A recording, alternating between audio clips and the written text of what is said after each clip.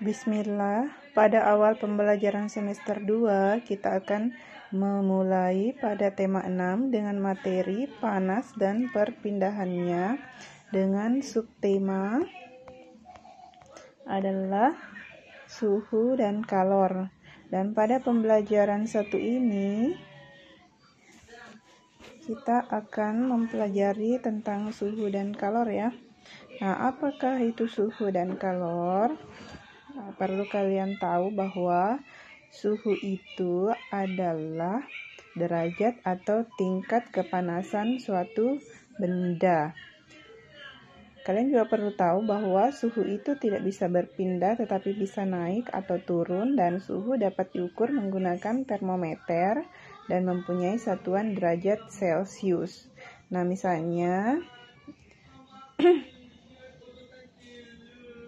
suhu air panas yang mendidih jika diukur itu biasanya 100 derajat Celcius, dan suhu badan normal manusia 34 derajat Celcius. Dan jika kita pergi ke puncak gunung atau sedang rekreasi di atas perbukitan, itu suhunya lebih rendah, biasanya itu angka belasan dan menyebabkan kita merasa kedinginan. Ya, di situ juga bisa kita ukur suhunya sekian dengan menggunakan termometer ya.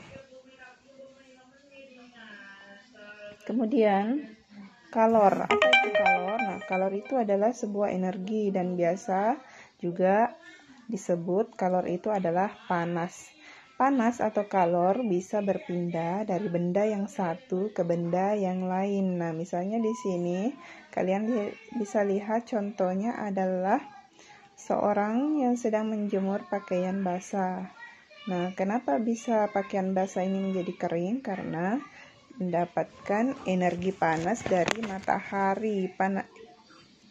Matahari itu kan panas.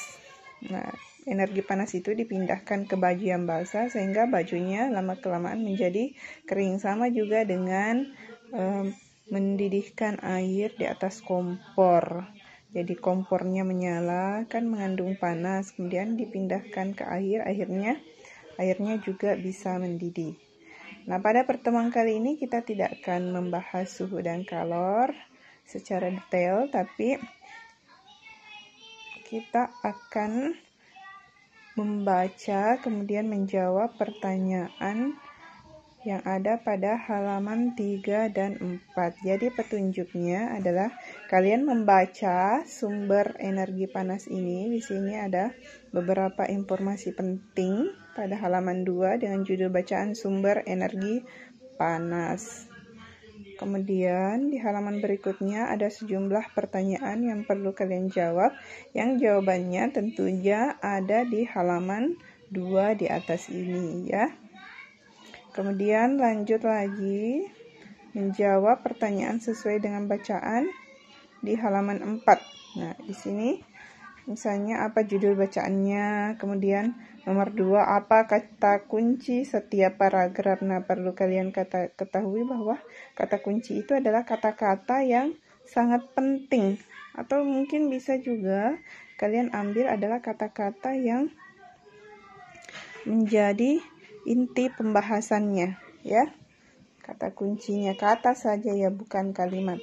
Kata itu hanya terdiri dari satu atau dua kata, bukan berbentuk kalimat. Nah, di sini contohnya adalah paragraf 1, energi panas, ada kata kunci sumber energi, ada kata kunci proses fotosintesis. Kita cek dulu ya. Paragraf 1. Kita baca, benda yang dapat menghasilkan energi panas disebut sumber energi panas. Sumber energi panas dapat kita jumpai di alam, salah satunya adalah matahari. Matahari merupakan sumber energi panas terbesar. Semua makhluk hidup memerlukan energi panas matahari. Energi panas matahari membantu proses pembuatan makanan pada tumbuhan yang disebut proses fotosintesis. Makanan yang dihasilkan dari fotosintesis menjadi sumber energi bagi makhluk hidup lainnya termasuk manusia. Jadi kita pilih di sini kata kuncinya, kata-kata ya mungkin kalau bahasa sehari-hari kalian mungkin kata-kata yang sulit atau kata-kata yang paling pokok yang dibahas di dalam bacaan ini atau paragraf ini. Tadi di sini ada sumber energi panas, ada fotosintesis, ya, ada sumber energi dan energi panas, itu dipisah. Jadi 3 tadi yang dibahas. Oke, nanti di paragraf kedua kalian lanjutkan dan kalian cari kata-kata kunci apa yang terdapat pada paragraf kedua, 3 dan 4-nya. Kemudian beri kesimpulan pada nomor 3-nya. Kemudian untuk tugas selanjutnya, nah, kita akan mengidentifikasi sumber-sumber energi panas yang ada di sekitar kita.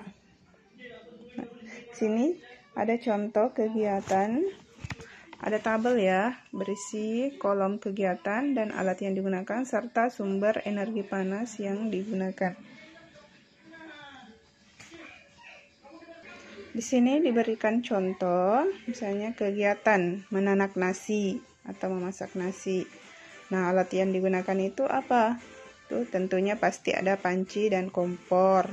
Kemudian alat penanak nasi. Ada juga kan yang menggunakan alat penanak nasi elektrik seperti rice cooker. Nah, kalau menggunakan panci dan kompor, nah sumber energi panasnya dari mana? Ya, tentunya dari api, dari kompor. Api yang berasal dari kompor ya, kompor gas biasanya yang digunakan di rumah. Kemudian kalau menggunakan rice cooker atau alat penanak nasi elektrik, sumber energinya dari mana? Energi panasnya ya berasal dari listrik. Nah, tugas kalian adalah mencari kegiatan lagi sebanyak 3, kemudian menyebutkan nama kegiatannya, kemudian alat-alat yang digunakan, kemudian sumber energi panasnya berasal dari mana. Ya, tentunya yang berasal dari alat itu ya, jangan diambil di tempat yang lain. Oke, kemudian lanjut.